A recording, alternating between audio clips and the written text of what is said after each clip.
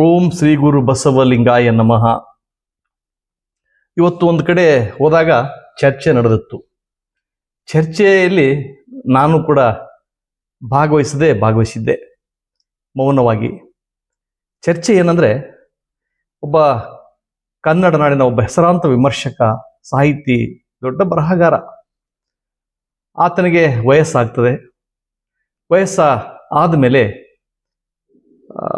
ಆತನಿಗೆ ಇಬ್ಬರು ಮಕ್ಕಳು ಕೂಡ ಇರ್ತಾರೆ. ಆ ಮಕ್ಕಳು ಯಾವುದೋ ಕಾರಣಕ್ಕಾಗಿ ಗಂಡು ಮಕ್ಕಳು, ಅವರಿಬ್ಬರು ಸಪ್ರೇಟ್ ಆಗಿ ವಾಸ ಮಾಡಲಿಕ್ಕೆ ಶುರು ಮಾಡ್ತಾರೆ. ಆ ನಂತರ ಮಡದಿ ಮತ್ತು ಈತ ಇಬ್ಬರು ಜೊತೆಯಾಗಿರ್ತಾರೆ. ಕೊನೆ ಒಂದಿನ ಆ ಮಡದಿ ಕೂಡ ಸತ್ತು ಹೋಗ್ತಾಳೆ. ಆಗ ಹೆಸರಂತ ಸಾಹಿತ್ಯ ಆದ್ದರಿಂದ ಸಹಜವಾಗಿ ಆತನ ಬಳಗ ಬಹಳ ದೊಡ್ಡದು.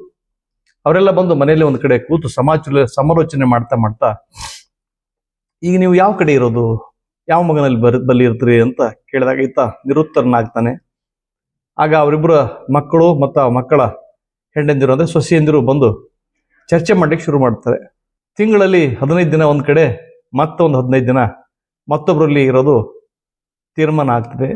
ತೀರ್ಮಾನ ಆದಾಗ ಒಬ್ಬ ಸೊಸೆ ತಕರಾರು ತೆಗೆದಿಳದ್ರಾಗ, ತಿಂಗಳಲ್ಲಿ 15 ದಿನ ನಮ್ಮ ಮನೆಯಲ್ಲಿ ಸರಿ, ನಿಮ್ಮಲ್ಲಿ 15 ದಿನ ಸರಿ, ಒಂದೊಂದ್ಸಲ 31ನೇ ತಾರೀಕು ಬರುತ್ತಲ್ಲ, ಅವಾಗ ಏನು ಮಾಡೋದು ಅಂದಾಗ ನಿಜಕ್ಕೂ ಆ ಬರಹಗಾರ ಚಿಂತಾಕ್ರಾಂತನಾಗಿ ತನ್ನ ಮನಸ್ಸಲ್ಲಿ ನೊಂದ್ಕೊಂಡು ಮಾತು ಹೇಳ್ತಾರೆ. ನೀವಿಬ್ಬರಲ್ಲಿ 15 ದಿನ ಇರ್ತೀನಿ. ಒಂದಿನಕ್ಕೆ ಹೆಚ್ಚಾದ ದಿನ ಈ ಧಾರವಾಡದ ಮೃತ್ಯುಂಜಾಪಗಳದ ಹೇಗೋ ಮಠ ಇದೆ, ಆ ಮಠದಲ್ಲಿ ಒಂದಿನ ಕಳೆದು ಮರುದಿನ ಮತ್ತೊಬ್ಬರ ಮನೆಗೆ ಬರ್ತೀನಿ ಅಂತ ಹೇಳ್ತಾರೆ. ಇದು ಒಬ್ಬ ಲೇಖಕನ ಕಥೆ ಆಯ್ತು. ಮತ್ತೊಬ್ಬ ಬರಹಗಾರನ ಕಥೆ ಕೂಡ ಇದಕ್ಕಿಂತ ಭಿನ್ನ ಏನಲ್ಲ. ಆ ಬರಹಗಾರ ದೊಡ್ಡ ಸಾಹಿತಿ, ಪತ್ರಕರ್ತ, ನ್ಯಾಯನಿಷ್ಠುರಿ. ಆತನ ಕೊನೆ ದಿನಗಳ ನೋಡ್ತಾ ಇದ್ರೆ ನಿಜಕ್ಕೂ ಗಾಬರಿ ಹುಡುತ್ತದೆ. ಯಾಕೆ ಈಗ ಆಗ್ತವೆ ಮಕ್ಕಳು? ಬೆಳೀತಾ ಬೆಳೀತಾ ಬೆಳೀತಾ ಮುದ್ದಿನಿಂದ ಬೆಳೆಸಂತ ಮಕ್ಕಳು, ಪ್ರೀತಿಯಿಂದ ಬೆಳೆಸಂತ ಮಕ್ಕಳು, ಕಕ್ಕುಲತಿಯಿಂದ ಬೆಳೆಸಂತ ಮಕ್ಕಳು, ರಕ್ತವನ್ನ ಹಂಚಿಕೊಂಡು ಹುಟ್ಟಿದಂಥ ಮಕ್ಕಳು. ಆ ಮಕ್ಕಳಿಗೆ ಎಷ್ಟು ಜನ ತಹತ ಪಡ್ತಾರೆ ಆರಂಭದ ದಿನಗಳಲ್ಲಿ. ಬೇಡ, ಮಕ್ಕಳಾಗದೆ ಹೋದ್ರೆ ದೇವರಿಗೆ ಮುಡಿಪು ಕಟ್ಟೋದು, ದೇವರಿಗೆ ಹರಕೆ ಸಲ್ಲಿಸೋದು, ಡಾಕ್ಟರ್ ಹತ್ರ ಹೋಗಿ ಚೆಕಪ್ ಮಾಡಿಸಿಕೊಳ್ಳೋದು, ಇಷ್ಟೆಲ್ಲ ಮಾಡಿ ಹಂಬಲಿಸಿ ಮಕ್ಕಳನ್ನು ಪಡೆದ ಮೇಲೆ ಈ ಮಕ್ಕಳು ಅವರ ಕೊನೆಗಾಲದಲ್ಲಿ ಅವರನ್ನ ಚೆನ್ನಾಗಿ ನೋಡಿದ್ರೆ ಏನಾಗ್ತದೆ? ಇಡೀ ಜೀವನವನ್ನೇ ಹೆಂಡತಿ ಮಕ್ಕಳಿಗಾಗಿ ಸವಿಸಂತ ಜೀವ ಕೊನೆಗಾಲದಲ್ಲಿ ಮಕ್ಕಳು ಕೈ ಇಡ್ಲಿಲ್ಲ ಅಂದ್ರೆ ಆ ಪರಿಸ್ಥಿತಿ ಏನಾಗಬೇಕು?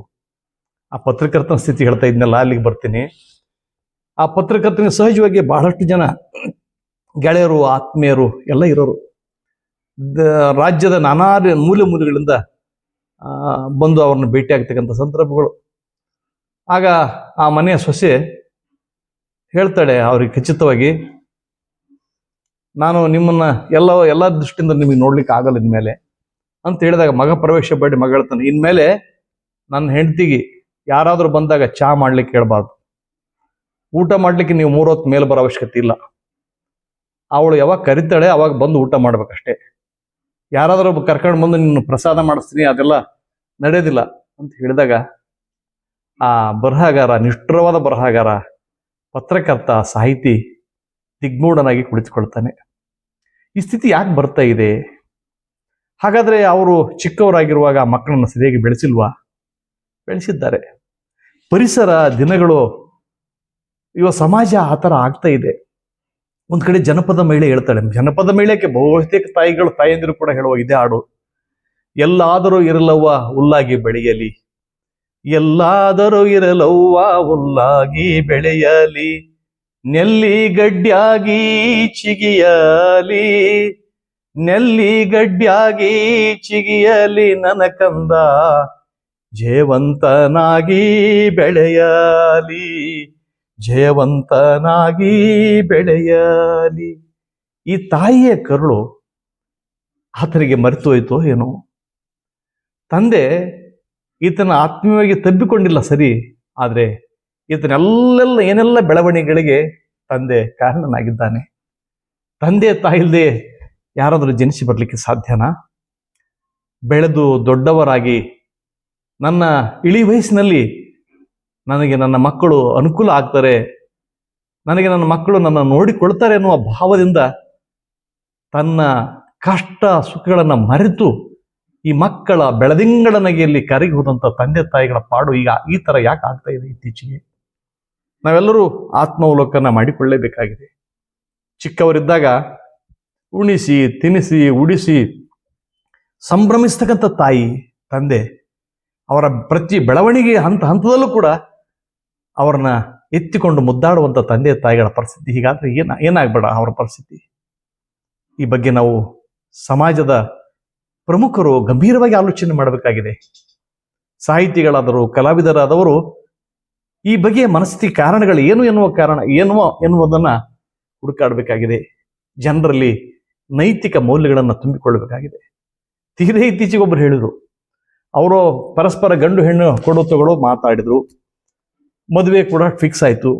ಆಮೇಲೆ ಸಹಜವಾಗಿ ಕೇಳಿದೆ ಕೆಲವು ದಿನಗಳ ನಂತರ, ಆಯ್ತಾ ಸರ್ ಮದುವೆ ಆಯ್ತಾ ಅಂತ. ಇಲ್ಲ ಸರ್ ಮುರಿತು ಅಂತಂದ್ರು. ಯಾಕ್ರಿ ಮುರಿತು ಅಂತ ನಾನು ಆಶ್ಚರ್ಯ ವ್ಯಕ್ತಪಡಿಸಿದೆ. ಅವ್ರು ಹೇಳಿದ್ರು, ಇಲ್ಲ ಸರ್ ಹುಡುಗನೇನೋ ಸರಿ ಇದ್ದಾನೆ, ಪಗಾರ ಕೂಡ ಚೆನ್ನಾಗಿದೆ, ಆದರೆ ಆ ಮನೆಯಲ್ಲಿ ಅಪ್ಪವ ಇಬ್ಬರು ಇದ್ದಾರಂತೆ. ಅಯ್ಯೋ ಮತ್ತೆ ಇದ್ರಲ್ರಿ, ಇದ್ದದ್ದು ನೋಡೇ ನೀವು ಕೊಟ್ಟಿದ್ದಿರಲ್ಲ ಅಂದೆ. ಸರಿ ಸರ್ ಇದ್ದದ್ದು ನೋಡೇ ಕೊಟ್ಟಿದ್ವಿ, ಆದರೆ ಅವರ ಹುಡುಗನ ತಾಯಿ ತುಂಬ ಬೆರಿಕೆದಾಳಂತ, ಹಾಗಾಗಿ ಆ ಮನೆಗೆ ನನ್ನ ಮಗಳನ್ನು ಕೊಡೋದಿಲ್ಲ ಅನ್ನೋ ಮಾತು ಕೇಳಿ ನನಗೆ ದಿಗ್ಭ್ರಮೆವಾಯಿತು. ಈ ದಿಗ್ಭ್ರಮೆ ನಿಮ್ಮೊಂದಿಗೆ ಹಂಚಿಕೊಳ್ಳಬೇಕನ್ನೋ ಬಯಕೆಯಿಂದ ಮತ್ತೆ ಮತ್ತೆ ಆ ತಾಯಿಯ ಹಾಡು ನೆನಪಾಗ್ತದೆ. ಆಡಿ ಬಾ ನನ್ನ ಕಂದ ಅಂಗಾಲ ತೊಳೆದೇನ, ಆಡಿ ಬಾ ನನ್ನ ಕಂದ ಅಂಗಾಲ ತೊಳೆದೇನ, ತೆಂಗಿನಕಾಯಿ ತಿಳಿ ನೀರ, ತೆಂಗಿನಕಾಯಿ ತಿಳಿ ನೀರ ತಕ್ಕೊಂಡು ಬಂಗಾರದ ಮೋರೆ ತೊಳೆದೇನ, ಬಂಗಾರದ ಮೋರೆ ತೊಳೆದೇನ. ಈ ತಾಯಿಯ ಖುಷಿ, ಆನಂದ, ಸಂತೋಷಕ್ಕೆ ಅವರ ಕೊನೆಗಾಲದಲ್ಲಿ ಮಕ್ಕಳು ನೀಡುವಂತಹ ಉಡುಗೊರೆ ನಿಜಕ್ಕೂ ಭಾರವಾದದ್ದು. ಈ ಭಾರವಾದದ್ದು ಏಕೆ ಆಗ್ತಾ ಇದೆ ಅಂತ ಬಗ್ಗೆ ಸಮಾಜ ತಜ್ಞರು ತುಂಬಾ ಕಾಳಜಿಯಿಂದ ಇದನ್ನ ಅರ್ಥ ಮಾಡಿಕೊಂಡು ಇದಕ್ಕೆ ಪರಿಹಾರವನ್ನು ಹುಡುಕುವ ಕ್ರಮಕ್ಕೆ ಕೈಗೊಳ್ಳಬೇಕಾಗಿದೆ. ಜೊತೆಗೆ ನಾವೆಲ್ಲರೂ ಕೂಡ ನಮ್ಮ ಅಂತರಂಗವನ್ನು ಎಣಿಕೆ ನೋಡಿ ತಂದೆ ತಾಯಿಗಳ ಗತಿ ಹೀಗಾದ್ರೆ ಹೇಗೆ ಅಂತ ಅನ್ನೋದ್ರ ಬಗ್ಗೆ ಕೂಡ ನಾವು ಚಿಂತನೆ ಮಾಡುವಂತಾಗೋಣ ಅನ್ನುವ ಮಾತುಗಳನ್ನು ಹೇಳ್ತಾ, ಇದುವರೆಗೆ ನನ್ನೊಂದಿಗೆ ಬಂದ ನಿಮ್ಮೆಲ್ಲರಿಗೂ ಗೌರವದ ಪ್ರೀತಿಯ ಶರಣಾರ್ಥಿಗಳು. ನಿಮ್ಮ ವಿಶ್ವಾರಾಧ್ಯ ಸತ್ಯಂಪೇಟೆ.